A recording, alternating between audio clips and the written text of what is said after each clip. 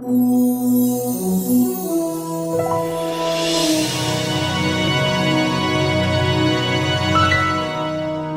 everyone, this is Ryan Hoyme, aka Massage Nerd, and this is Lauren. Welcome, Lauren. Hi Ryan, nice to see you. So tell me a little bit about yourself.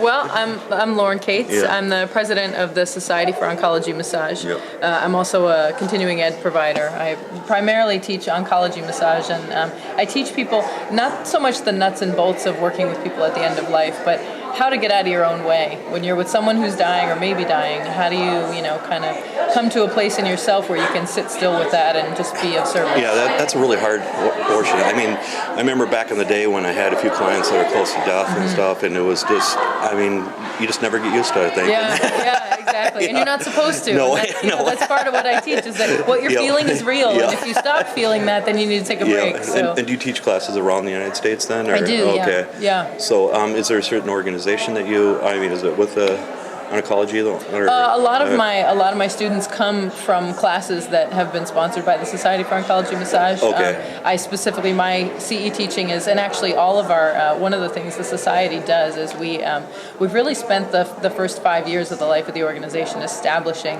an educational infrastructure and really getting on board a good handful. We've got now 22 what we call recognized providers, and these are CE providers who are NCB approved providers who have created oncology massage courses that cover what we've established to be the core competencies. So we've really moved away from that hours-based education and really established, whether you do it in 3 days or 4 days or however long it takes you to do it, and all the instructors have different formats. These are the things that your students need to know when they leave your classes. And really working with that. So a lot of the people who wind up in my end-of-life classes come first through that sort of oncology door, because obviously those two things go together. Even though a lot more people are living with cancer and it's not quite the death sentence it was years ago, you've still got, that issue of mortality coming up when you're working with people like that, and really building that into the education is an important piece. And just had your, was it a third conference then? Yeah. Okay. Yeah, so, we have what we call the Oncology Massage Yeah. Healing Summit, and we have it every 3 years, and we just had our third one, record attendance in comparison to the others, and just a more diverse offering of courses. And people complained, and this is a good complaint, that they really were torn every time there was a breakout. There were at least 2 of the 4 that they could easily have really enjoyed, and I think that's one of the signs of a successful event, is that you've brought speakers from different areas that really caught the attention of the people who attended. And what's weird too is in the 90s when I went to massage school, we're told never to touch anybody with cancer. Right? Yeah. Absolutely.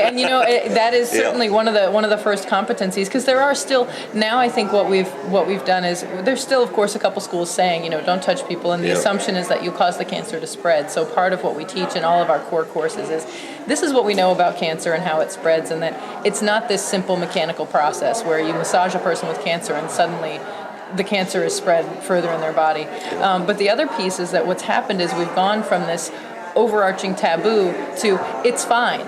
And we miss the middle piece, that it's fine, but only if you have the appropriate training. And so you have people showing up in our courses who are saying, oh my God, I've been working with people with cancer for years, and the stuff you're telling me is horrifying, because I've been doing this or I've been doing that, and I thought I was doing the right thing, but I've never heard of lymphedema and some of these things that are primary issues for oncology clients.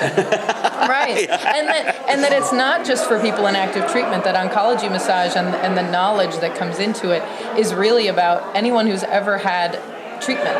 So if you had treatment 20 years ago, if you come to me for massage today, there still might be adjustments that I need to make for you. And I'm only going to know that if I know the questions to ask and how to make those adjustments. So. I love your enthusiasm about this and stuff like that. It's very it's exciting. hard on the client, but the thing is, you're so passionate about it and stuff. And I mean, when we look and at... that's why you're the president. That's right. Exactly. That's right. And we do, it's easy to be the president of this organization in some ways, because we do have such a passionate base of people. We're not a membership-based organization as much as an advocacy organization. So we have people who, once they've completed that baseline of training, and many have completed much more than that, they become listed with us as what we call preferred providers. So consumers can find the people who have the kind of training that they need, and all the resources on our website are either geared toward massage therapists or toward healthcare providers and consumers who are curious about what's different about this kind of massage. And that for massage therapists, it's not a type of massage. you can come to oncology massage from any modality. If you're a rolfer, if you're a neuromuscular therapist, if you're a craniosacral therapist, what we teach you allows you to do what you were already doing through the lens of cancer. So you learn about cancer and cancer treatments and how they affect the body, so you can keep doing what you're doing, but in a different way that is particularly supportive of people with cancer or cancer history. And definitely recommend being a member of organization. Absolutely. Yeah, and just connecting with those resources. So you can keep up to date with what's going on. That's the main thing. And stuff. And absolutely. Cancer is changing all the time, but it's not going away. So. Right. Have you guys decided where the next conference is going to be then? You know, Northwestern Health Sciences has made such a wonderful home for us there in Thank you. So it's only an hour and a half away from me. So that's right. So we wanted to be close to you.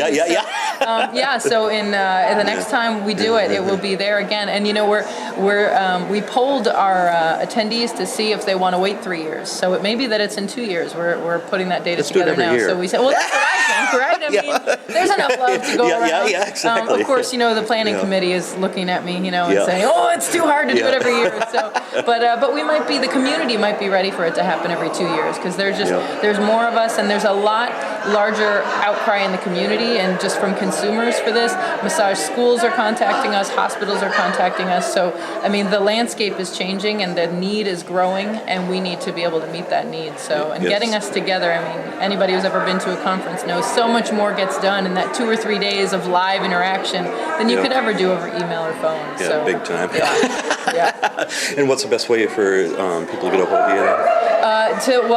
Certainly to learn about the Society for Oncology Massage, our website is s4om.org, and you can find all of our educators there and all of our resources. And I think our website, we updated it last year, and if you want to contact any of the directors or me personally, you can find that stuff out on the website. So please come and visit us and ask us your questions and bring us your curiosity, and we'll meet you. Okay, awesome. Yeah, thanks, Ryan. Great seeing you again. Appreciate it. Yeah, thank you.